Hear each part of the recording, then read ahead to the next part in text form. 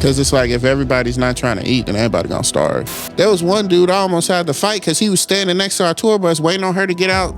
There was an OnlyFans star that became an artist. And she was just like rapping. She was like, let's eat, yeah, let's eat. I was like, who the f*** is this girl?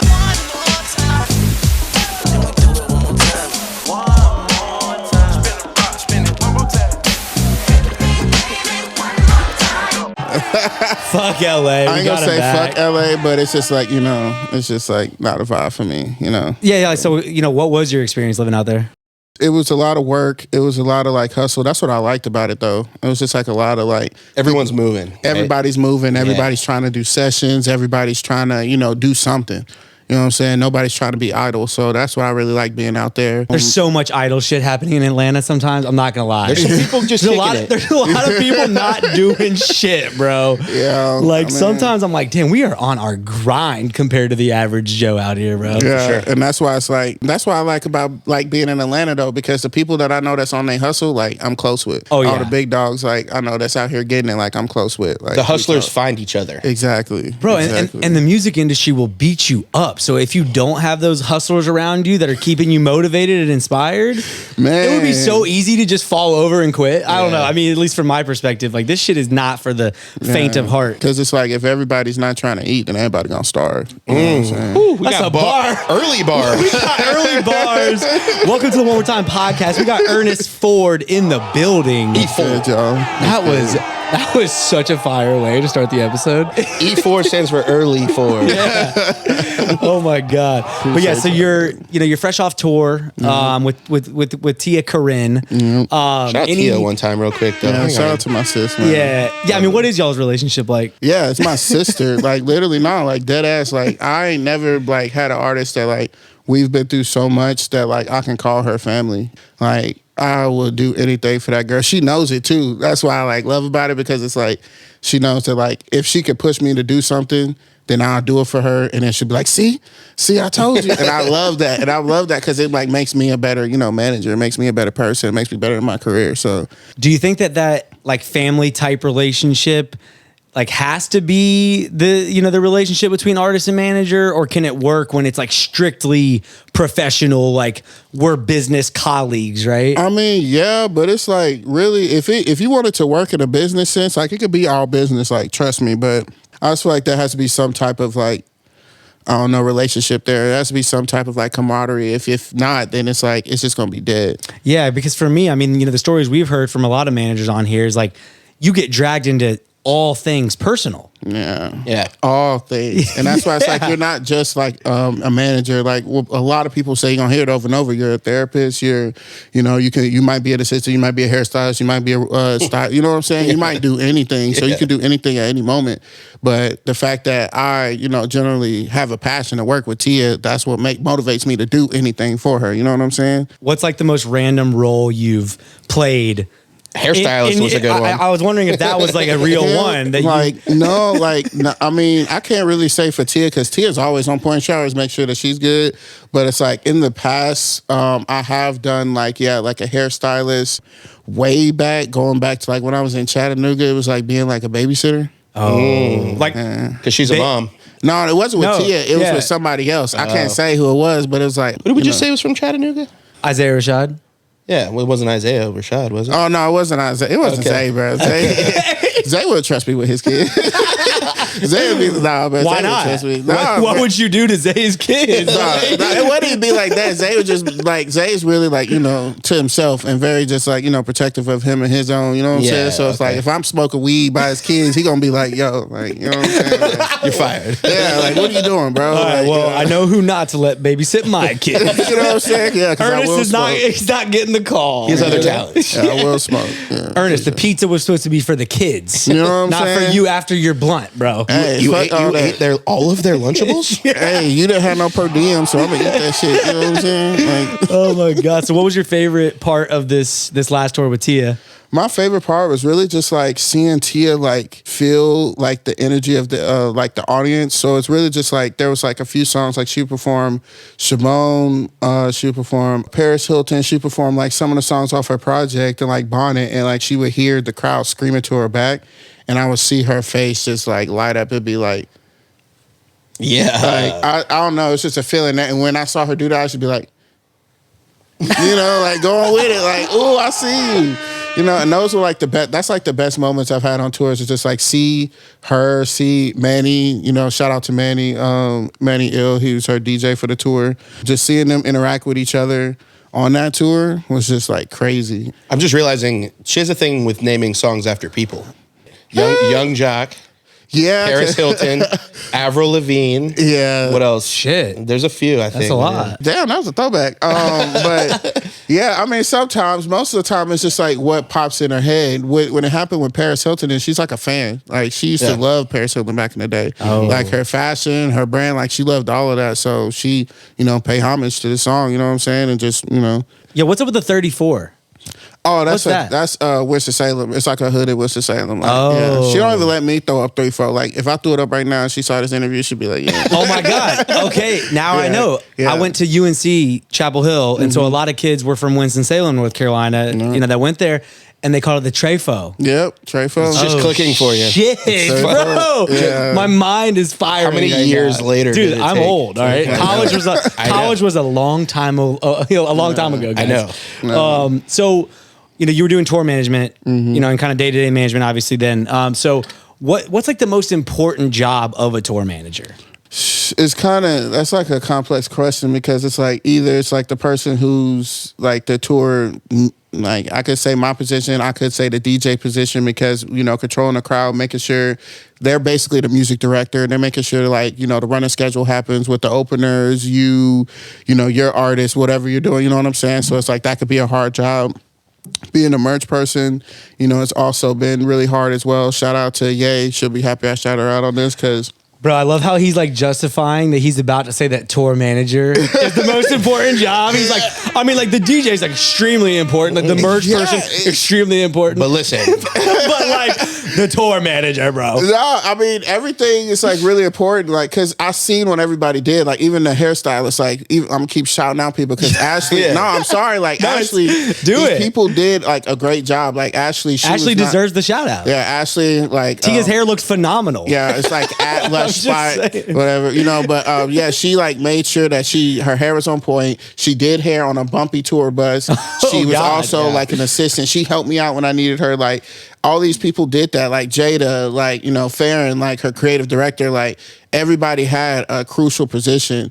Only reason I say like mine was probably the hardest because like I was trying to make sure everybody was okay. Then also talking to the venue, then also talking to VIP people, then also talking to the label to see if they can get in, then also talking to media people. It was just like I was trying to coordinate everything at once, but also making sure Tia was okay.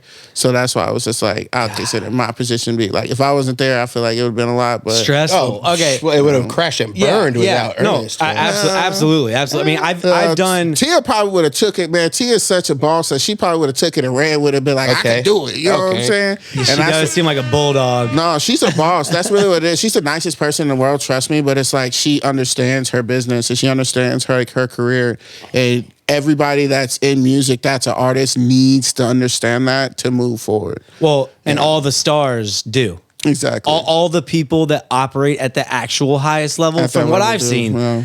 they're bosses. Exactly. Yeah. Like y'all need to start treating yourself more like CEOs. And I feel like I've seen so many tweets recently. I can't remember who's been saying it, but it's like the you know, the sooner you can treat yourself like the business that you are, and that you're the like chief, you know, executive officer of that business, the farther you're gonna go. I mean, I really do believe in that, and I think that it's a consistent theme that I keep hearing, and it's something I kind of assumed like just from the outside looking in, but now hearing from tons of people, like even hearing like A Boogie's manager talk about how like much A Boogie's in control of everything and like really, to your point, could do a lot on his own. Like, yes, he has a team, and obviously we spoke with his management team, and there are people that are like important and instrumental to his success, but like he'd be very successful like with different people, you know what I mean? Those people could borderline come and go, like because they have the vision. Your career is a business. You know, you're not just like a silly little song maker. Like, when you hit that level, like, this is an actual business. Bro. It is, and that's why I'm glad that like she understands that, and like with the help of like, you know, my boss Aaron Larson, she really just Shout out like, Aaron Larson. Yeah, We'd love to have you on the podcast, Aaron. I'll ask her. Okay. It didn't sound very hopeful. But No, it's really just like actually like experiencing somebody at that high level, like work the way they do, like they're busy. They are busy. Oh, Sure trust me. Of course. Like, I mean, it was. I took a year to get you on the fucking podcast. Well, we'll see you in 2 years, Aaron. Yeah. But for those that aren't familiar, Aaron manages. What's her roster? Aaron Larson. She manages Playboi Carti. She manages Destroy Lonely. Manages Homixide Gang. TiaCorine. Bloody Clip. Sid Shine, Bad Neighbors. So like she doesn't really have much going on. She's chilling. She should have. That's all the artists. Like I could go through the producers too. No. And The producers get no love. Yeah, like come on. That producer. Yeah. He's like, no, you don't need to name them. Yeah. But no. So as a tour manager, I do want to get back to like you're having to cater to multiple people, like you said, right? What are the conversations that you're having with like the venue? Let's just kind of start there. I mean, really, it's just like you got to contact the venue. Like, if you could do it between like 2 to 3 months in advance, like that'll be best. Like just advancing it. That's what it's literally called. Is just advancing to a venue, and that's where you get in contact with like the production manager, the hospitality people, the general manager of the venue, like everybody, head of security, everybody you need. Yeah. And there you go back and forth on what you need to do with credentials, who's on your team, like what y'all need, what the artist needs. Everything beforehand. And when you arrive at the venue, it's literally like, hey, I'm here. Hey, I'm here. Hey, you remember what we talked about? Let's walk through the venue. And then it's literally you go through the venue, see what the stage is, see how the audio is, see, if there's any tweaks or what you need to do. Because the worst thing would be like surprises. Yeah, like the greatest thing is like the biggest surprises I've had was like some of the venues not having showers. Like that's probably like probably the worst. Most of them is just like small audio problems where it's like they can't accommodate, like auto-tune on the mic or some shit like that. Yeah, but great thing is, like I said, shout out to Manny and Tia. They thought of the idea of bringing their own auto-tune equipment to every show. Oh yeah. And so she had auto-tuner like mostly every show, and it performed great. But sometimes you have those venues where it's like you're gonna hear. That feedback. Yeah, dude. And that's just like. Yeah, killer. That shit is deadly. But that's one key thing too. Like, if you really want a great show, you don't want to have any audio problems, have your own audio guy. Like literally an audio engineer that you like bring on tour. Yeah. So do all the big dogs have like the? I mean, they have like a team of people. It'll be like 5 to 10 people. Like for some teams. Yeah. Oh, what kind of system you got? Okay, bet I'm gonna plug this in. Because somebody handling audio, somebody handling auto tune, somebody handling like the mixing of the drums. Somebody, there's literally like could be like a full team. Somebody making sure that the in-ears are working, like the monitor system's working. Huge, right? That's a big one. Yeah. Oh, maybe the fans. A little bit of feedback here, a little bit of this there, like whatever, right? But the artist, it's the artist. They want to give the best show possible, and it's gonna just give them like anxiety and I don't know, like you want to keep them confident. You want to keep them comfortable and confident and have. You cannot have a fucking fucked up audio. No, bro. Bro, I'm so serious. Like, I've seen it. And there's people like I don't work with, and I'll just like, they'll probably be mad I talked about this, but we performed at like the Fillmore. It was like a venue there, like the Foundry, and Offset was like sound checking. And like I could hear him like, hey man, my mic not up. Hey, turn my mic. Like he was going off, like making sure his mic was straight. And I've seen other artists like we work with, so it's like they want to make sure they give the best show possible. Yeah, don't play with the fucking audio. Don't. So I do want our audience, if they get the chance to go on tour, which I hope every one of you guys out there do, right? Like, what can they do to maximize the like success of the tour, right? Like, how can they make sure that they're 2 million, 3 million plusing their streams after they walk away from it? Or, what I mean? Like what are all the different things that they can do to make sure they're getting the most out of it? I mean, really just making sure you push it. Like I saw a few of you guys' interviews and shout out, I forgot who it was. Like I think it was Willie Jones or something like that. I was talking about like, if you don't push your own music, then how the artist supposed to do it or something like that. Yeah. Like that's what I think you need to do. You need to push the shows. You need to push yourself. You need to push the moments in the crowd that people feel like they can relate to. Like one thing that Tia did that I thought was amazing was there was like this one girl I'll never forget. There was like short little girl with glasses. I think it was in LA or New York. And she knew every word, but she started screaming at Tia's face like, ah! And Tia recorded it. We got it on camera and Tia recorded it. She's just like, hey, touching her hand. The girl like cries. And I was like, those are the type of moments like people want to see because they're like, oh, I want to see how a TiaCorine show is. So it's like pushing that narrative that like you come to a TiaCorine show, you will feel like loved from her. And that's like what you can really do to like, drive, audience, a cult audience base, a cult fan base. Because that's the thing that most of these shows, most of our clients have is a cult fan base that come to a show regardless of anything. Capturing those moments. Capturing those moments and making sure that you push them. Yeah, and creating those moments. No. But you can't capture them if you don't even But how do you know how do what you the know? moments You know are? what I'm saying? Like, how do you know like how that girl was gonna come to the show Right. and just like cry in her face? Yeah. I didn't even think that was gonna happen on tour. I was like, man, this tour, we get what we get. But this tour was amazing seeing her fans. Like, there was one dude I almost had to fight because he was standing next to our tour bus waiting on her to get out so she could talk to. I was like, yo, shit. I was like, this is crazy. That was me. Yeah. Bro, if that was you, I would be like, bitch, get your ass. Nah, I think does he have a podcast? No, so obviously, you've spent a good amount of time in your career in the A&R world.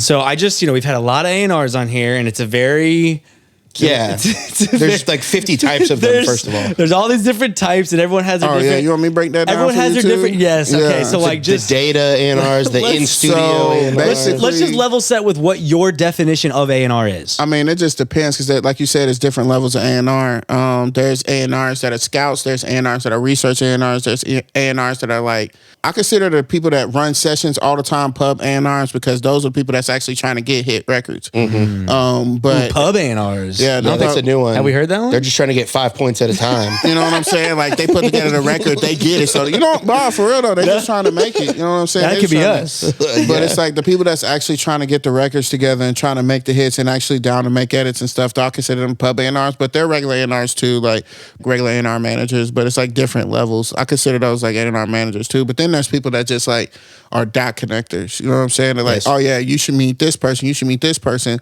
And at the beginning of my A&R career, I was that. And I felt like I was that person. I still kind of feel like I am, but after being an APG and learning from Mike Karen, I developed a sense of what an A&R actually was. And yeah, like people was talking shit like 3 years ago, like, oh, A&Rs don't do this. No, I've seen the work. Like, it's actual work. Like, you don't just sit on your ass and try to research who's pop. No, you research during the day and then you're doing a session at night, or you running 2-3 sessions a day. They're not really credited for a lot of the shit that they do. That's one thing, And the people that are like, I fuck with the people that like to get credited and stuff like that, but the people who don't get credited are like the silent heroes.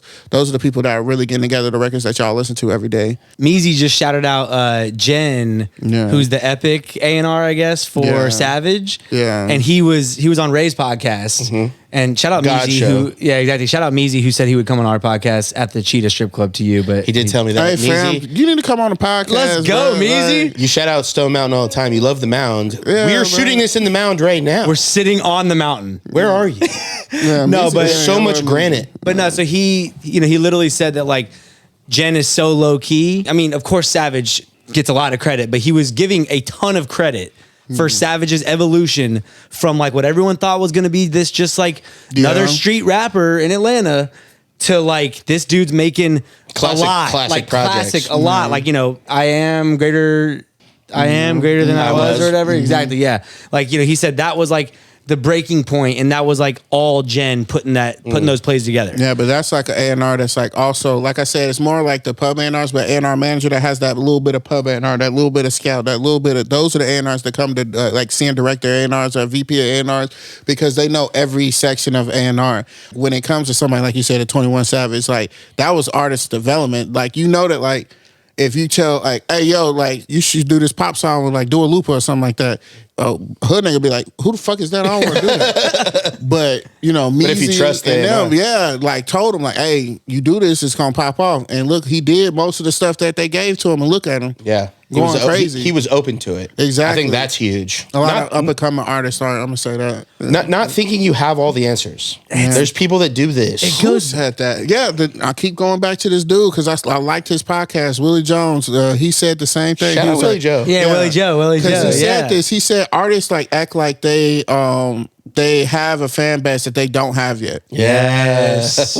Yeah. God, that one hurts, but it's true. Like so I have to like credit that because it's like I've seen it so much. Like you can't move like you got a fan base already. If you do that, it's gonna be like the self-destruction, But the paradox. I'm just gonna play devil's advocate. You know what the paradox is that if you're too humble, especially in hip hop, we are in a very braggadocious, you know, I'm the shit, pop my shit genre. I'm just gonna be honest. Like fans like that like arrogance or that confidence, I guess. But can you have that publicly on camera and on and songs? then behind camera? I think you have to. You be I think that's what trust makes your team. I think it's what makes the winners. Lil Wayne can say I'm the best rapper alive, but like, hey, then he can come back here and be like, so what are we doing? Yeah, but that's the thing though. A lot of like your favorite artists do that, and I was talking about them all because with Tizo Touchdown. Oh yes, yeah, because me love and what she and him are doing. We're close friends, and like I seen it from the beginning. Like when Marcus, I keep going back to him too because he was there. We did. They was doing sessions at Doppler, and I seen Tizo and I seen the nails in his head before anybody with a tank top on in the back. Everybody smoking. He just sitting there just talking to us about his vision. I'm like, this dude seemed crazy. And then I like listened to his music and I actually talked to him. I was like, bro, he not crazy. He's smart than a man. Yeah. Smart. And then I'm talking to them all and I'm like, she was like, yeah, trust me, I know. And that's why I was on it. So like, and the way that, you know, he respects her and trusts her vision because she knows what she's talking about. Like, I love that camaraderie and I love this. It's the same thing with Carti and Aaron. Like, I just love that, like, you know, they go back and forth with each other and they just, you know, get it done. Like, that's the type of, like, you know, relationship you're supposed to have with an artist. That trust component, whether it's A&R an artist or manager an artist, I feel like it's really important in this creative field that we're all, you know, trying to learn about. It's that trust that needs to be there because it's such a, I guess, like vulnerable industry, right? Like the, you know, the artists and producers are just, you know, generally speaking, the creatives have to be so vulnerable with their art to make the things that we love so much that the teams that support them have to be trusted like confidants because of what they're selling. We're not selling fucking widgets. You know what I mean? It's like, it's so much deeper than that I feel like that trust aspect has to be there in other, you know, industries. It doesn't have to be there as much, right? You gotta have that trust. Like, that's the one reason why, like, me and Tia have worked together for so long because she trusts me. You know, she trusts that I get things done. Like, how'd you build the trust? Is there anything you can point to?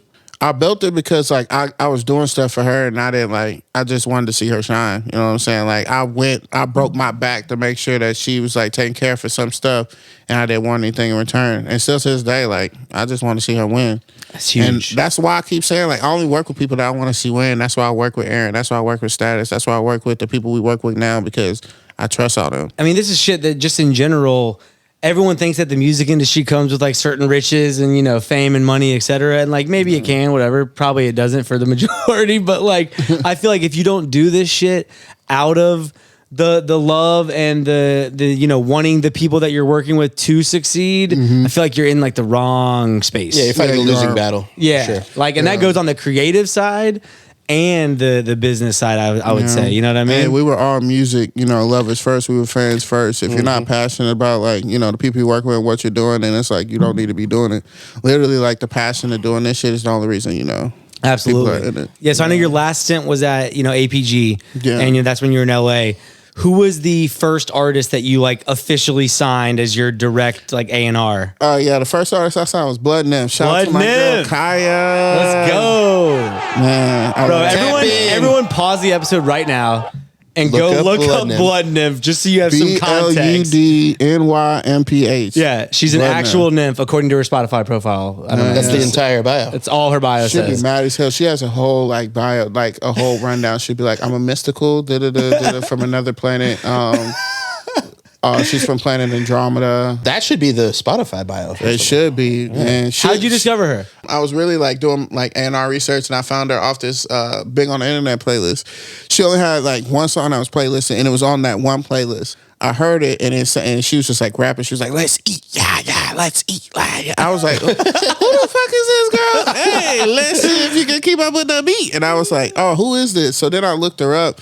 And then I seen that she had a little following on Instagram, a big following on TikTok, and I seen she was like in the EGirl space. And I was like, that's a little risque, that's cool. But then what got me is when she had this song called Moonwater. Yeah. And it was like a low-key song. Nobody really streamed it. It was like 50,000 streams. But she's singing and she just had the most angelic voice. And I was like, ooh, with this girl, she looks like an alien. She looks like something different. She does, bro. She looks like she can rap her, little ass off. She can sing her little ass off. And when I got on a call with her, when we first met, she was the nicest person in the world. Wow. Hey, Ernest, it's so nice to meet you. Oh my God, I can't believe you like my music. And I was like, yeah, like, of course I do. She was just the nicest person. So, like, ever since she was like, I trust you. Like, she told me everything, and me and her became, like, best friends. Like, that was one of the first artists I signed that, like, we clicked, like, right away. So when I had started, talking to folks at APG, because I was about to work over there, I was like, hey, you should, look up this girl, Blunt. If I had, like, 5 artists, but, like, out of them, that was the main one that they saw. They was like, who is this? And Mike Karen, like, literally, like, stops a meeting, and for, like, 10 minutes, they all, like, Andre Heard and Mike Karen just start researching her and like just go in, and I'm like, oh, they like her. Yeah. By the way, you got 10 minutes of Mike Karen's time. I was gonna say, once huge. again, maybe pause the episode, Google Mike Karen and Andre Heard real quick, just to founder and CEO, just to make sure we know like the legends that we're talking about. So like if they're Mike being Karen, like, who the fuck? out. If they're like turning their heads, who the fuck is this, Ernest? Like, thank you for bringing this to our APG attention. I'm telling you, man. Who's they're independent now, right?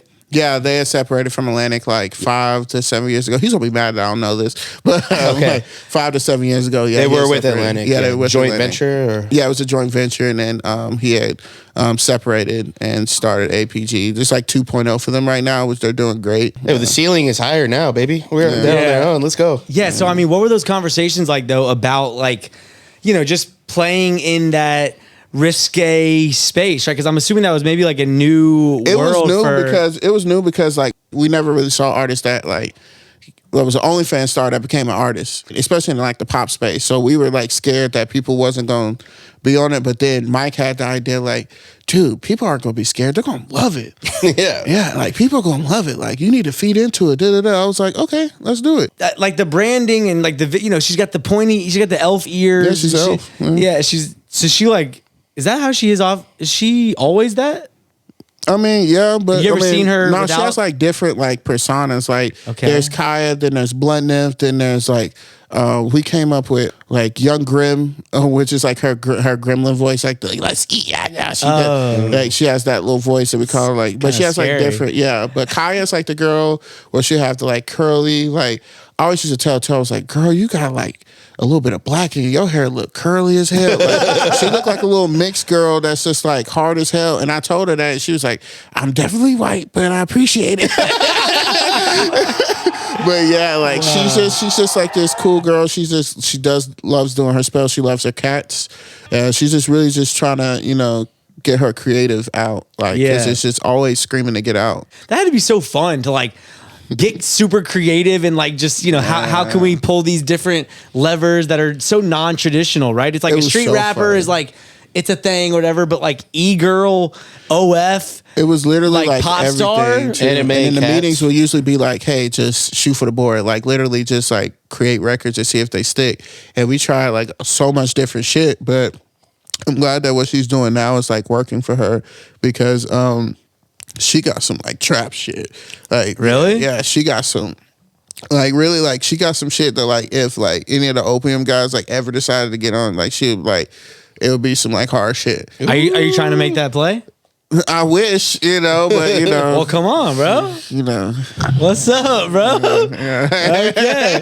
But no, like I really just think that she has like a lot of like different sides to her, a lot of like variety. And it's like what people see now is just like this one like side of her, but it's just like she has a lot. Yeah, That's for what sure. I love about her. Yeah, so I know another project that I was super interested to talk to you about that you were a part of at APG was the Fast and the Furious project, right? Mm-hmm. I guess what APG was selected to. No, this is the thing. Yeah, like how did that whole thing work? Because Mike is a G. Okay, okay, Mike is a G. But it's like, APG is always partnered with Universal to do the soundtracks. He's done like the past like 4 or 5 soundtracks. For Fast and the Furious. Yeah, Mike Karen and Ollie Shepherd, they worked on the song See You Again and like all the stuff in the past. So they came back to us again. They came back to Mike and Ollie was like, hey, we want you guys to work on a project. And for like a year straight, it was just like, you need to pitch tracks for this. You need to pitch tracks for this. So everybody in the company was just going heavy. So that was a huge focus. Yeah, that was a big focus. It was a big focus. Yeah. And I was like determined. I was like, bro, I'm gonna get something on here. You know, how do you as an A&R go about like trying to pitch track? You know what I mean? Like how did your mindset shift from just normal like album world for an artist, right? Like a Blood Nymph, project to then I'm focused on Fast and Furious. How does that change? It was just trying to piece together my relationships and trying to make them work for this. Cause like I was in spaces I had never like stepped foot in, like the Latin space. I was trying to get big like Latin records together. And then back in my head, it's really like one of the tasks was like, oh yeah, you got to figure out how to get in Blood Nymph on this too. So it was like, it was all this type of stuff, coming together. And thank God that like I was working on this pre-project for Fast and Furious, and she was on there. Like we did like a drift tape because at the time funk music was big, or it still is big. And we had partnered with one of the biggest like funk labels, Black 17, and we got some of their producers on there, some of the artists that I got to A&R on there, and we made this project, which actually did pretty well. We had like Snot on there, Blood Nymph was on there, Scar Lord was on there, and like a few others. But it was like, something that, people in the Fast and Furious community really respected about Blood Nymph, so that was cool. So who's deciding what tracks make it? Music supervisor, us, Mike. Like it's really just a collaborative effort, and that's what I really liked about APG. It was just like we all had a say of what was going to be on there. But like, let us be a fly on the wall in like some of those conversations. Like what makes a good, you know what I mean? What makes a Fast and the Furious song? Yeah. Like, how are you talking about it? It's really just like the music that I listen to now, cinematic type music that has like, real instrumentation, real structure, something that hits you, something with like, majestic melodies, something that, like if it doesn't hit you when you listen to it or it doesn't sound impactful, then it's not going to be in the movie. Oh, so that matters so much more for movies than maybe just the average song that we as, normal music consumers are listening. Oh, yeah. So that's what it really is. Did you get to get live instruments in sessions? No, or was it still programmed? Most of it, like the artists did it themselves, like the producers did. Yeah. Because Mike, like, I wish I could go through half the producers on this, but it's just so much. Like, but it's like a lot of like the APG producers and a lot of other producers as well. Spent hours and hours remaking. And it started off being something very generic, but at the end of it, it was very cinematic, especially with Angel. Because did they have to maybe change their style? Because like, if the producers aren't necessarily used to some of them, but then we would collab with other producers. Like I said, that Angel song, like Angel, don't fall so. Mike Carroll worked on that song for over a year, and there's probably like 27 to like 40 versions. That's what it takes, y'all. I know that. Well, to get into the fucking Fast and Furious soundtrack. Like, you got to be able to just like keep going into it. And even like when I was like, the track that I really like had a big impact on was the Suicideboy track, Datura. Shout out the boys. Shout out the boys. One time, Data, Kyle, two times. Kyle didn't text me back. Shout out Kyle. Loud, but that's okay. Screaming Ruby, we love you. Yeah. No, shout out the boys though. Shout out Billy over there too. Like they really made sure that shit got done. Why them? For you. I feel like at this point, like everybody kind of considers me like the underground guy. So yeah, like, they're the kings of the underground. No, I'm not the kings of the underground. I'm like one of like the princes. I meant like the boys, but yeah, the boys. Too. Yeah, I'll probably like if I was in a royal family, I'm a cousin. You know what I'm saying? But it's like you got a seat at the table. Yeah, I got a seat at the table. At least somebody say, "Hey," be like, oh, he's at the very long like royal family table, but he's like a little bit. I'm in the back, like that's cool. He's over there. Yeah. The boys are in the center, but you know what I'm saying. But it's like like everybody kind of consider me as like the underground guy at APG. So they was like, yeah, can you get like some of some like the underground people to be on this project? I think it would be great. Mike told me that, and I was like, oh yeah, I got you. Let me see what I can do. So I went through my whole roster, and like I said, there was a few other people that was supposed to be on there, but it just narrowed it down to like the Suicideboys because it just made sense. Their music is drift music, you know what I'm saying? And like most of like their playlists that they're in, like they're literally called like drift. So when me and funk, they're funk inspired. Exactly. So when we like the car community really loved it, you know what I'm saying? And they loved that Suicide. Like even when we dropped it, there was like a few tweets that was going out that was going viral. Like, did you see Costonauts like live? It says like Suicideboys is on the project. That's crazy. How Suicideboys be? And everybody like really respected it. So all right. So I don't want to be that guy that like asks a bunch of, when's Carti's next album questions or anything. I already had that question on my list. Yeah, but I do just want to for when Carti. No, Henry, shut the fuck up. When Carti. He'll literally when is he dropping? He'll walk off the set. Carti or GTA 6? Oh my God. But no, I do think just like, briefly I want to touch on, because obviously you've been, in this, status management world, that's a lot of the opium, folks, right? So you're kind of just, riding shotgun to a lot of this, a lot of the moves that they're making. Right. For our audience who's trying to like build those cult fan bases, because like you said, that's what they have, bro. Like their fans are coming to every fucking show. Yeah. They're tapping into every new music video that drops, every piece of merch, whatever the fuck they can get their hands on, opium wise, like they want it. Carti can drop a song on Instagram and it does crazy. Millions and millions and millions of views, right? True. So is there anything that you can just kind of point to, like just like a case study, even just like a high level, like why the fuck is this work? Like what is working so well about everything Carti, Lonely, Carson, Homixide Gang? Like, just generally just because it's cool. And it's generally like they just the first ones to do it. Do what? Them. Literally, their brand, their look, their fashion, their music. Like, I could give you a case study, but it's literally what he do. Literally, Carti does a low voice. Now you got 3, 4, 5 different artists coming out with low voices. Like, everybody, like, Carti's the first person to do the whole rock thing with the Lit project. Then it was Whole Lot of Red. And now everybody else is starting to, what on tracks and shit. Like, nah, that's him. Trendsetter. Like, you know what I'm saying? Like, he started it. You know what I'm saying? So it's like, that's literally what it is. It's just they're cool. It's hard to explain, but these guys are fucking cool. God, it matters so much. It's complex, man. No, but it matters so much, as like basic as it sounds, like to be cool.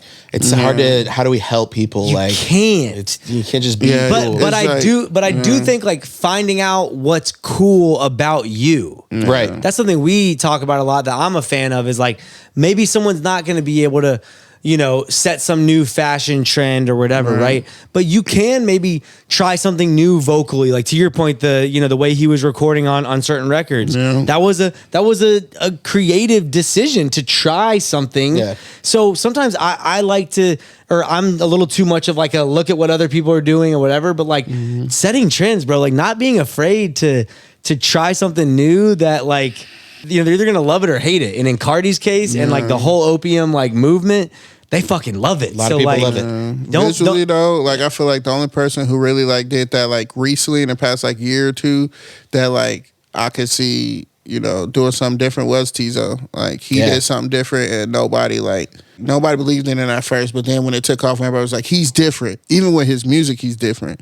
Like you look at him, you thought you're gonna get some rage shit. He might sing on your ass. He's doing rock R&B. You know what I'm saying? Like that's different. Like somebody else that like his brand, like, might not be as different, but when I hear his music, it's different to me. It's hard rock.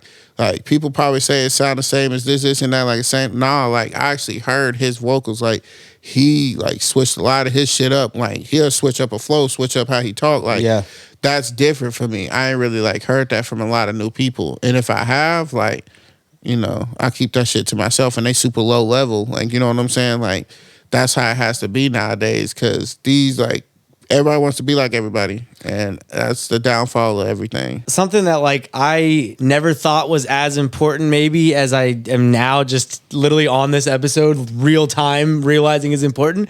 I mean, bro, the brand and the image, bro, it's so important. Of course. I mean, you're just now realizing that? But I want it to be about the music. Yeah. And to your point, the music is the like intersect, like it's but the it's like interweaving. It's all linked together. Art. Like it's literally all art. And literally, like if you see some of the interviews that Carti talks about, it's like he mentions this art, like because fashion art, music art, like art to its full potential. Because you can't make like trash music. You can't have a trash brand. Like you could be cool as fuck and your music trash, nobody gonna care. Yeah. You can have great music, but if your brand trash, nobody gonna care. Like, you know how many times I've heard like great music, but the person's trash? Somebody right now that I love his music, but he's a trash person. That's just what we deal with, you know what I'm saying? So it's like if you have all of those and like really generally having respect for your art, you straight. Ernest said it, not me. But like the music being good it's equally as important as the brand being good. The brand has to be strong, Yeah, y'all. you have to have both. It has to be strong. Yeah. Ernest, we've entered the final segment of the podcast. You've made it this far. That's what's up. Let's see if you can get through this last leg. This is the rapid fire rampage. Let's go. Ernest, it's going to be 3 sections. I'll explain them as we go. We're just going to start with some short answer questions. Let's get it. Let's make it happen. Starting with, when is Carti dropping? Psych, you ain't getting that one. I tried. Hey, bro. I tried. Thank you, bro. I would get a call from Aaron like, hey, like, what the fuck are you doing? I'm gonna be like, hey, I didn't say shit. Okay, moving on for real. You think we get AI like an answer? Think we can like deep fake an Y'all answer? can try whatever, but you know, you got to deal with Big E. We ain't dealing with Big. I don't want any part of Big E or Big A, Big Aaron. I don't want any. I don't want any of the big smoke. Is it Aaron with an A or It's Aaron with an E. Oh, so you're Big E and you're both Big she's E. Big E. She's Big E. You're Lil E. I'm basically Lil E. My daddy used to call me Lil E too, but she calls me like Ernie. So, God. Okay. Yeah, I shouldn't even be saying Do that. you like that?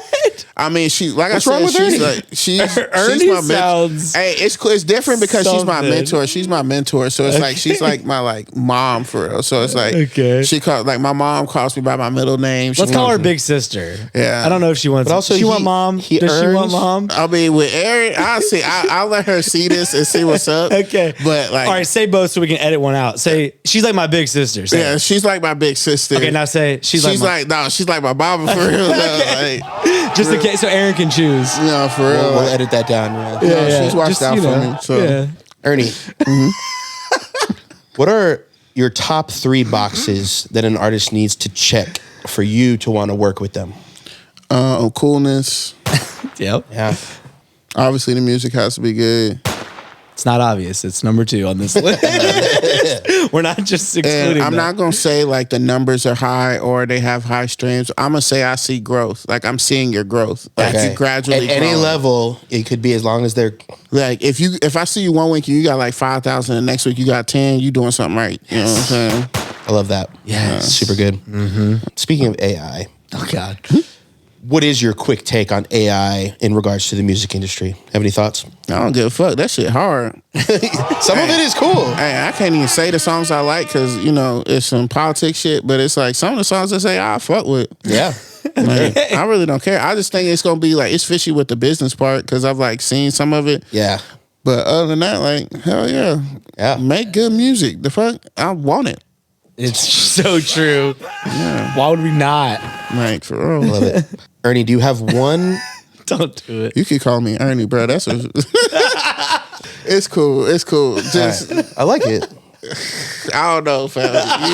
You a big ass nigga calling me Ernie. That's Yeah. So you have to be a small person to use it? That's kind of weird. That make more sense, nigga. I mean, not even you a nigga, bro. Like, you make me sound like Cam You are? Patterson. So it's a female thing? Cam Patterson? You make me sound like Cam Patterson up here. Hey, nigga. Like, I was like, All right. You know Cam Patterson? oh, I love Cam. Cam is Really? funny as hell. Yeah, So you watch Kill Tony? Yeah, I watch Kill Tony. That's that shit, man. That's I one of love my favorite Cam. podcasts. I was watching bro. the newest one earlier. Yeah. That's one of my favorite shits. All man. right. too. All right. E. Lil E. What is, in your opinion, the number one thing that smaller artists could be doing different to further their careers quicker? What's the leak in the boat? Like if they would just do this. Oh, the one mistake is you trying to like save all your money. You have this huge, like you probably got like 10,000, and the first thing you do is, hey, I want to make a music video. Oh, don't do it. Like, Get me and started. it's like you want to pour all that in a music video. Like I ain't gonna hold you. Like, and even my artists gonna hear me say this, but I hate music videos. I hate music videos. Back in the day, they made sense because we didn't have an outlet to go look them up like YouTube. You had to watch them on MTV. Yeah. You had to, like, that's the one way you had to get a visual. So I got that. But nowadays, people are spending $50,000 to $100,000 on a music video that you're only getting 500 to 1 million plays on in like 6 months. That don't make no sense. Oh my God. You don't see no return from that. If you get $10,000, you could like even Amber said it. You could spend like $100 get somebody to make a music video for you, know what I'm saying, with a camera, you know what I'm saying? And you can get some fucking short form content. And then you could put $9,900 into ads and You know what I'm saying? influencer marketing and shit. Like, Man, You can reach 10 million people as opposed to man, 500,000. I could pay $5,000 for a fucking marketing dude to boost the numbers more than you can fucking pay $5,000 for a music video. It just won't make sense. You want to see a return. Yeah. that's game that y'all don't want to hear. Like I get it, and a lot of people like say, like, a lot of people like, yeah, you have to have visuals. Like I get it, have visuals. It's not. I'm not saying don't have visuals, but it's just a waste of money. Like it's point your not phone a KPI. at yourself and make cool content. Like it's not a KPI. Like I feel like a lot of people consider it, but it's like no, it's not a KPI. No. Agreed. So, Wow. Moving on. The zombie apocalypse has just started. What are your first 3 moves? oh damn, you know I'm a sci-fi nigga too. You sound like Narwhal saying some shit like that. I'll take it. So first thing I would do is, it depends like what time period is this, because I got a plan. It's today. Low key, get all my family and come to your spot, because you got like a farm and you're on the top of a house, so you can like look at niggas down here. Because that's what I'm trying to do for real. I want to have a farm with a bunker, straight, bro. The fact that he's saying you live on a farm here is It's like you got a lot of land. Like no, you got a lot of land, so it's like, and you on like a little hill for real. So if anybody come up, true. you sniping niggas down. it is like king of the hill up here, bro. Yeah, not a lot of people You around. have the like, steepest driveway I've ever been up. I'm gonna make this whole swear to place God. into like an armory and just have like straps up here. But Okay, so then it's okay. Get the straps. yeah, get come the up straps, here. come up here, and have my family chill up here. And hopefully you're not a zombie. You can stay up here with your family. But if not, then Can I come? yeah. Oh, what, you gonna be here? I wouldn't normally be here unless there's a podcast happening. So If you Can I pull up, come? yeah, if you're not a zombie, then he has 2 small children. That's high maintenance. I don't know if we can feed them. okay, well now you yeah. just See, now you're going dark. Like exactly like like what's gonna happen? Like we gonna eat them? yeah. I don't know. Whoa, I you don't just went dark. I don't know what the fuck that was. I wasn't talking to Y'all don't watch those. Y'all don't watch those fucking zombie movies. Y'all, hey, what's that one that show that was like this is what was it? This is us. Is that what it is? is, Yeah, that Last of Us. The Last of Us. Last of Us. Oh god, that was good. Yeah, I man. like that It's a good one. one. See, I'm into that fucking sci-fi shit. Dude. Yeah, me too. Ernest is My dad. tapped in, bro. I'm trying to tell you. Last one of the short answer section. This is a segment called How Many Times Have You Said It Today? Your word is bet. Probably like 15 to 20. 15 to 20. Oh my god. Average of 17 and a half times. So many bets. And I'm like doing this off of like text message. I don't know how like I said that it in counts. person. Yeah, that counts. In person, I'd be like, yeah, bet, but it's like I've been saying more with something else. I've been saying more because it's like a proxy because he do it, but like type shit. Like, Yeah, type shit's a big one. Type shit. We just had That's that. We just had that discussion with Duke Deuce. We don't want to go there. type shit. He thinks it's from Memphis, We but think it's it's- probably from New York. Man, But shout out to my nigga Duke Deuce, man. He York. represent Tennessee, so yeah. Oh, I thought you said it was from here. Yeah, we were both wrong. Oh wow. Okay. I don't know where that shit came from. I just hear I'm pretty niggas sure it's saying New it. York. Anyway, the next session is the this or that. I'm going to give you 2 choices. You just pick one. All right, bet. Starting Oh, with. that's 21 times now. I bet. Yeah. Bet. Okay, Ernest. Okay. Rock or R&B? Can we specify? No. Absolutely not. 0% chance. I mean, honestly, rock, because I start off listening to rock before anything else. So Okay. Peanut butter or jelly? peanut butter, Tour managing or A&Ring? tour managing, Coffee or energy drink? coffee. This is a crazy one for what we just talked about, but I just realized. This is crazy. Okay. Skip the music video or skip the mixing engineer? Skip the music video. That was the easiest thing. I had that already, and now we had that whole. Sometimes our episodes work like that. Yeah. It's like we speak the. Yeah. Or Have you you ever ask had the somebody question. say some shit like, "Oh yeah, keep the music video"? Like that's stupid. We haven't That's even my first time brought asking it up. Like I could get a mix engineer to make it sound like we could have a choir and some shit, and it's and it could make somebody cry in a room. Yeah. And that's gonna be a big impact than a music video. I have a plugin called Choir. That's As right. a mixing engineer. There you go. So there you go. Okay. Catch COVID or shave your head? Shave my head because I already did that a few times. Drake or Kendrick? Kendrick, And finally, become a full-time rapper or leave the music industry. full-time rapper. You spit that shit. Let's go. You already got features with No Blood real Nims. shit. Not real shit. Lil Let me Ernie? talk about this. Lil Ernie? Because I got, you know what? You know who's the top 5 like best rappers, Ernest, and Ernest because I spit hot fire. Okay, Dylan. Ernest and Dylan. Ernest and Dylan. We need an Ernest Dylan collab tape. Dude. Holy shit. I mean, Ernie would be a fire rap name. Lil Ernie? No, just Ernie. Just straight up Ernie. Bro, y'all gonna get a nigga shot. Oh my God. Because I can't, niggas call me Ernie as a rapper, bro. The last section is the word association. I'm going to say one word. You give me the first word you think of off the top of your head. Let's go. Quick. Fast. Snappy. Starting with hip hop. First that comes to mind is rap. November. My dad. Toothbrush. Toothpaste. Tour. Tour bus. Ocean. Water. Social media. Melts the brain. G. Damn, no, you set me up. Hold on. DP. GDP. Oh. Okay. Gross domestic product. Yeah. Interesting. Opium. Gang. Podcast. One more time. I knew I liked Ernie. He didn't have to turn around and look at the sign. Like, what podcast am I on again? I know, bro. It That's blows happened my before. mind. Yeah. Nah, You don't have to say ours if you really don't even remember which Yeah. one you just showed up to. But thank you and you know. for remembering it also. I fuck with y'all. You know I got you. Fuck with you. Thank you, man. Tesla. Trash. Okay. Baboon. Monkey. Studio. Hits. Lil. Yachty. Status. Management. Let's go. This has been Ernest Ford, manager, A&R extraordinaire. One More Time podcast. We are here each and every week. Please like, subscribe, comment on this video if you found this helpful or entertaining or both.